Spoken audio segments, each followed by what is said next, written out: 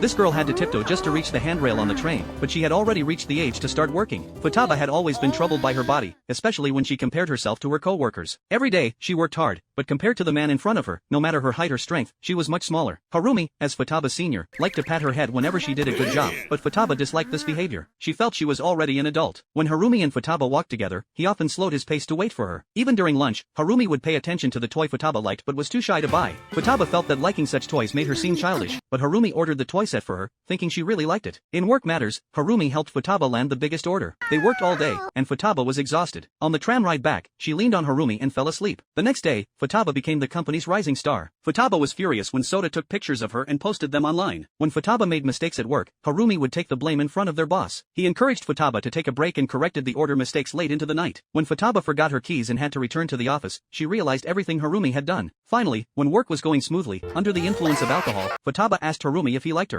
Harumi answered without hesitation that he did. Harumi also said that when he gets married and has kids, a daughter like her would be perfect. Futaba asked if that meant she wasn't good enough as a wife, but after she sobered up, she regretted what she had said. She apologized to Harumi, and Harumi, with his wise answer, reassured her that it was normal to say the wrong things when drunk. This clever response made Futaba feel less guilty. From that moment on, Futaba started to like Harumi more. She became increasingly concerned about what Harumi thought of her. Futaba began to ask her coworkers for tips on how to improve her figure, but they told her that she was fine as she was. Futaba felt disappointed because they couldn't understand the pain she felt. One day, while shopping with friends, Futaba suddenly bought 2 small bear wallets. She secretly went into a fitting room and placed one of the wallets on her chest to see how she would look as an adult.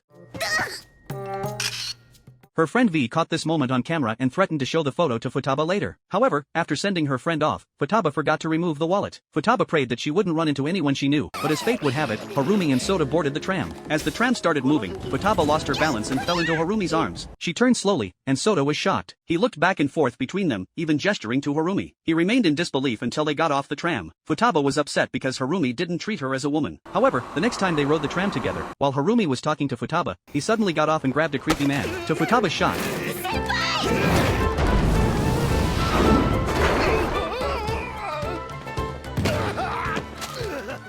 Harumi executed a shoulder throw on the man, and the camera in the man's pocket fell to the ground, revealing the truth. Futaba couldn't forgive him for what had happened. Yet, at that moment, Futaba realized that although Harumi hadn't treated her as a woman, she felt that Harumi valued her, and that was enough. Sota found out about this and, though he also wanted to date someone, he was unsure how to approach Toko, the beautiful criminal in their company. Another colleague had been pursuing her for a long time without success, but he never gave up, often asking Toko out for meals. However, Toko always rejected him, even when he asked when she was free. Then, someone told Toko that someone was on the phone for her. When she picked up the phone, she found it was Sota. Although Sota claimed it was a wrong number, Toko understood what he meant. That evening, she invited Sota out for dinner as a thank you and asked if he was free. Harumi, on the other hand, said he would just play some games when he got home.